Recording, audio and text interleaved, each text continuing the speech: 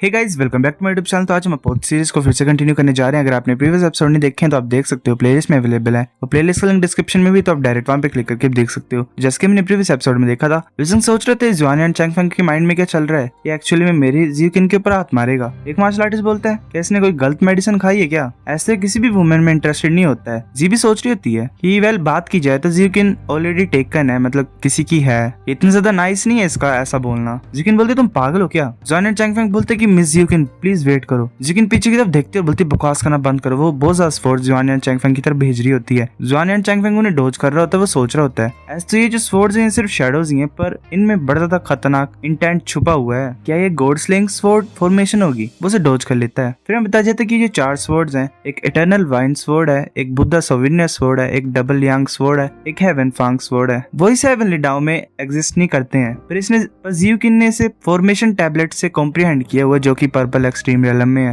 वो चारों स्वॉर्ड जियोकिन के आसपास होते। जियोकिन बोलती है अगर ऐसे तुम बकवास करते रहोगे तो मैं तुम्हें मार दूंगी। एक मार्शल आर्टिस्ट बोलता है कि जो गॉड स्लिंग स्वॉर्ड फॉर्मेशन होती है वो सबसे ज्यादा डेडलीस्ट फॉर्मेशन है। ऐसा पर्सन कैसे बोर्न हो सकता है पर्पल एक्सट्रीम रियलम में। दूसरा मार्शल आर्टिस्ट बोलता है कि ये first grade purple extreme mean body है। ओल्ड वुमेन वुडिंग के पास तो बड़ा ज्यादा अच्छा डिसिप्लिन नहीं है। ये हैरानी की बात नहीं कि जो वुमेन है इतनी दूर आ सकती है। जुआन एंड चैंगफेंग बोलते हैं कि जितनी मेरी कैलकुलेशंस है अभी वो सही है और जो फेट है वो एक्यूरेट है। जियोकिन बोलती है कि मैं बिलीव नहीं करती हूँ, अलाउ करो मैं तुम्हें सिखाती हूँ किस तरह का मिसफॉर्च्यून तुम्हारे मुंह से निकल रहा है। वो फिर अपनी स्वॉर्ड को जुआन एंड चैंगफेंग की तरफ भेज देती है। जुआन एंड चैंगफेंग के सामने ही पहुंच जाती है स्वॉर्ड। वो उसे डोज कर लेता है और अपनी स्वॉर्ड से उन्हें रोक रहा होता है। एक मार्शल आर्टिस्ट बोलता है क्या ये अपनी स्ट्रेंथ को छुपा रही थी पहले। दूसरा बोलता है कि जुआन एंड चैंगफेंग को भी इस स्टेट में पुश कर सकती है, क्या ये भी डाउजी है। जियोकिन वहां चल पड़ती है और बोलती है कि दोबारा मेरे पास में मत आना कभी। वो बोलती मैं सरेंडर करती हूँ। जुआन एंड चैंगफेंग सोच रहा था मैं बिलीव नहीं कर सकता हूँ कि मेरे को इस एक्सटेंट तक पहुंचा दिया होगा इसने। लुजेंग उसकी तरफ घूर रहा होता है, वो भी लुजेंग की तरफ घूरता है। जियोकिन बोलती है कि ये इंसान ऐसे बकवास कर रहा था। लुजेंग बोलते है कि ये बस क्रेजी टॉक थी जो कि एक क्रेजी पर्सन से आ रही थी, तो तुम्हें ऐसे पर्सनली नहीं लेना है। जियोकिन बोलती है मैं नहीं ले रही हूँ पर्सनली, ज्यादा मत सोचो तुम। लुजेंग बोलता है ठीक है। लुजेंग बोलते पर तुम्हारा जो स्ट्रेंथ है वो काफी ज्यादा अमेजिंग है। जियोकिन स्माइल करती है उसकी तरफ देख के।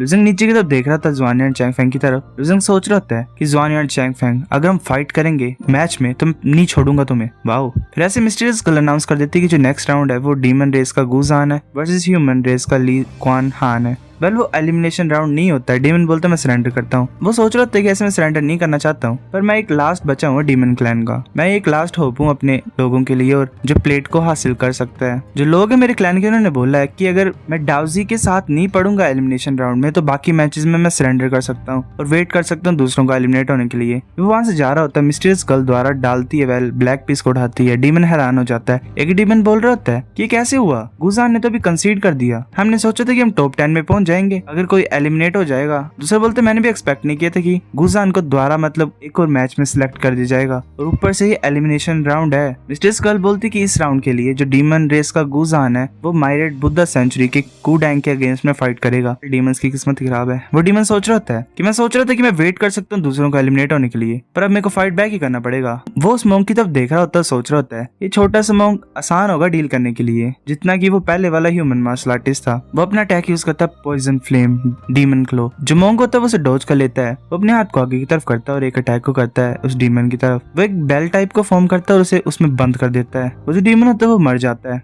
मिस्टीरियस गर्ल अनाउंस कर देती है कि कूडेंग जीतता है। मार्शल आर्टिस्ट बोल रहे थे कि कूडेंग ज्यादा बात नहीं करता है और इसकी जो प्रेजेंस है वो भी कम है, तो किसी ने इसे नोटिस भी नहीं किया। तब भी नोटिस नहीं किया जब इसके पास विनिंग स्ट्रीक थी, वेल पहले के मैचेस जो जीते होंगे उसने। दूसरा बोलता है पर मैंने सुना था कि ये जो पर्सन है ये रीइंकार्नेटेड चाइल्ड प्रोडिजी है लिंगेन माउंटेन की, जो कि माइरेट बुद्धा सेंचुरी में है। ऐसा बोला जाता था कि ये मूव कर सकता था जब वो छोटा सा फीटस ही था बॉडी में। जब ये 3 मंथ का था तभी इसने मतलब प्रैक्टिस करना स्टार्ट कर दिया था, पर 1 साल की उम्र में इसने इनिशिएट लाइफ में ब्रेक थ्रू कर लिया था। ये हैरानी की बात नहीं कि इसके पास पावर है डाउजी को क्रश करने के लिए। डीमन बोल रहा था कि कैसे सकता है, जो अकेला डाउजी था हमारे डीमन रेस क्लैन का वो कैसे हार गया। ये सिर्फ एक स्टेप पीछे था डिवाइन स्पार्क प्लेट को पाने के लिए, पर अभी एलिमिनेट हो गया। अब जितने बचे हुए हैं 10 में से 9 वो ह्यूमंस ही हैं, सिर्फ एक ही है डीमनाइट ट्राइब की। हम कैसे हैप्पी हो सकते हैं। डीमन को ज्यादा गुस्सा होते हैं और बोलते हैं कि मैं इस गेम को डिस्टर्ब करने जा रहा हूँ, ऐसे ही मतलब जोर जोर से चिल्ला के अपने थंडर स्रोर ऑर्डर को यूज करके। लुजेंग चुप होता है, सोच रहा होता है कि जो गुजान था वो ऐसे एलिमिनेट हो गया, अब हम 10 ही बचे हुए हैं तो हम सभी को डिवाइन स्पार्क प्लेट मिलेंगी। अब बस बैटल की रैंकिंग ये जो है, तभी एक वॉरियर सिलेक्ट होता है, वेल वो डुगू होता है और दूसरा लुजेंग होता है। वो दोनों एक दूसरे के सामने होते हैं। डुगू बोलते कि फॉर्चुनेटली तुम एलिमिनेट नहीं हुए हो, मैं काफी टाइम से तुम्हारा वेट कर रहा था। लुजेंग बोलता सेम। डुगू सोच रहा था कि ऐसा लग रहा है कि जो लुजेंग मेरे सामने है वो सिर्फ थोड़े से लक की वजह से ही है। और ऊपर से होली स्पेयर ऑफ स्लोटर है मॉन्स्टर नाइट क्लैन का उसके हाथ में। वो स्वॉर्ड होती है, वो बोल रही होती है उसकी कि जिस मैन ने स्पेयर को फोर्ज किया उसके पास कुछ आइडियाज थे। इसने 2 वुड की स्ट्रेंथ को कंबाइन किया और उसकी वजह से जो पावर थी वो मैक्सिमाइज हो गई। पर जो 4 सेक्रेटरीज है वो बहुत बड़े हैं, ये सिर्फ छोटी सी सेक्शन है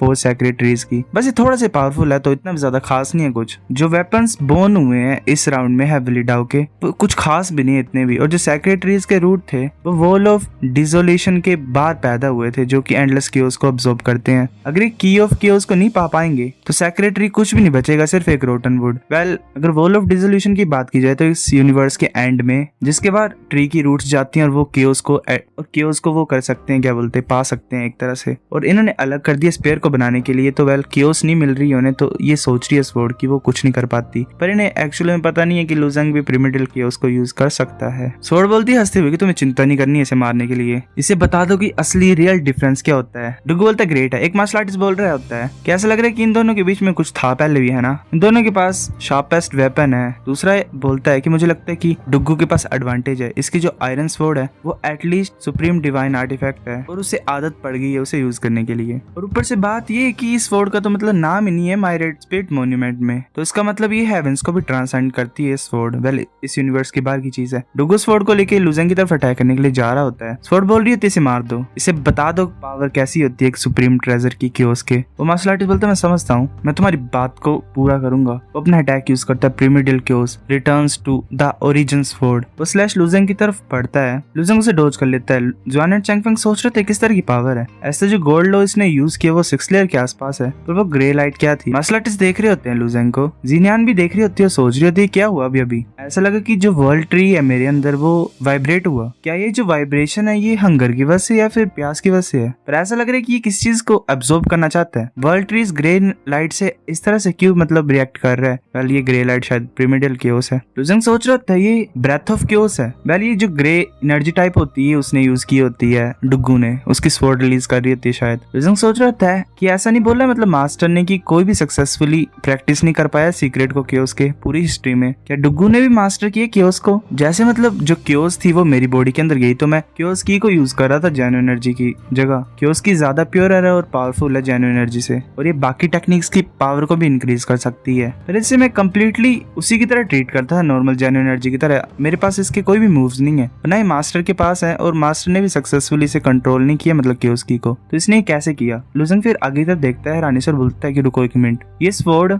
ऐसे जो बुक थी सीक्रेट आर्ट ऑफ कियोस की उसमें मेंशन ही किया गया था कि कियोस को कैसे यूज करना है, पर उसने ये चीज मेंशन की थी कि 2 काइंड के ऑब्जेक्ट कियोस को फ्रीली यूज कर सकते हैं। उनमें से एक 4 सेक्रेटरीज है और जो बाकी होते हैं वो ट्रेजर होते हैं कियोस के। ये रानी की बात नहीं कि डुगू जियान पूरे वर्ल्ड में इतना फेमस हो पाया और सभी को हरा पाया अपनी आयरन स्वॉर्ड को यूज करके। मैं ये गैस कर सकता हूँ कि ट्रेजर ऑफ कियोस है जो कि रेलम ऑफ गॉड से आई हुई है, और इसके जो मेथड्स है कियोस की को यूज करने के वो भी डिफरेंट है जो मैं अंडरस्टैंड कर सकता हूँ। ऐसा नहीं लग रहा है कि इसने अपने जेन एनर्जी को कियोस की में कन्वर्ट किया हुआ है, पर इसने डायरेक्ट फ्यूजन की हुई है गोल्ड लो के साथ। अपने स्वॉर्ड को लेके द्वारा अटैक करने के लिए आ रहा होता है, लुजंग की तरफ वो स्लैश करने लगा होता है। लुजंग आगे तो देखता और पीछे की तरफ मूव करता है। लुजंग बहुत हैरान होता है क्योंकि लुजंग के हाथ में कट लग गया होता है। लुजंग 80 फ्लैंक स्मोक को यूज करता है और स्मोक की तरफ मूव कर रहा होता है। लुजंग बिल्कुल लास्ट में पहुंच गया होता है, वो थक गया होता है। डुगू बोलता है हंसते हुए कि मैं देखना चाहता हूँ तुम कहाँ पे भागोगे, ऐसे तुम टफ नहीं बन रहे थे whole of cause and effect में। इस टाइम मैं ऐसा करूंगा कि तुम्हारे पास भागने के लिए जगह ही नहीं होगी। जी सोच रही होती कि सिचुएशन अच्छी नहीं है, अगर ऐसे कंटिन्यू होता रहेगा तो मुझे लगता है कि लुजंग डिफीट हो जाएगा। निंग बोल रही होती कि डियर वेल सैड होती है वो। मास्टर बोलते कि अगर लुजंग डिफीट भी हो जाएगा तो भी कुछ नहीं होता, उसे डिवाइन स्पार्क प्लेट मिल जाएगी। निंग बोलती है नहीं मैं बिलीव करती हूँ कि वो जीत सकता है। मास्टर बोलता है कोई स्पेसिफिक रीजन? निंग बोलती है नहीं, पर मैं बिलीव करती हूँ कि वो इस राउंड में जीत सकता है। मास्टर उसकी तरफ देख रहा होता है निंग की तरफ और सोच रहा होता है ऐसा लग रहा है कि कुछ ज्यादा कॉन्फिडेंट है लुजंग में, पर लुजंग इस सिचुएशन को कैसे काउंटर रिएक्ट करेगा। डुगू अपने स्वॉर्ड को आगे की तरफ करता है और हंसते हुए बोलता है कि गिव अप कर दो, और शुक्र बनाओ ये आउटसाइड वर्ल्ड नहीं है, वरना मैं तुम्हारे कुत्ते वाले जिंदगी को नहीं छोड़ता।